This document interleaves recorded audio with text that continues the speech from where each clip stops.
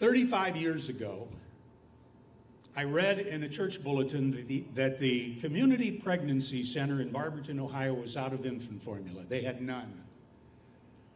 And I said to my wife, you know, I have this check from a speaking engagement I did. I think I'm going to go to the Kroger store and buy some infant formula.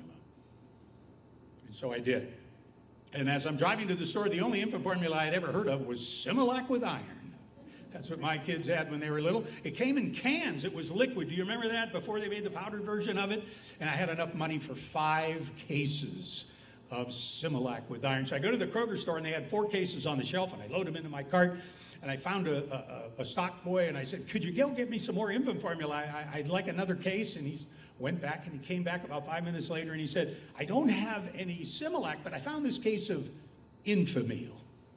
So I never heard of Infamil. I threw it in the cart. I drove to this little pregnancy center on Worcester Avenue in Barberton in a little tiny house, and I pulled around back, and I went up to the back door, and I knocked on the door, and an elderly volunteer met me at the door, and I said, I have some infant formula. Oh, fabulous, bring it in. So I carry in 2 cases of the Similac and into this tiny little kitchen with this tiny little kitchen table. And the dining room was the executive director's office, and she had some woman she was counseling at the time. And so she saw me carry it in. She smiled at me. I smiled at her. I sat down the 2 cases of Similac, went back to the car, got 2 more cases of Similac, brought it in, looked at her. She smiled at me. I smiled at her, set down the 2 cases of Similac, went back to the car, got the Infamil, came in, walked up the steps, looked at her. She smiled at me. I smiled at her. She jumps to her feet. And she comes over to me and says, the woman I'm counseling's baby can only have Infamil. Would you carry it to her car?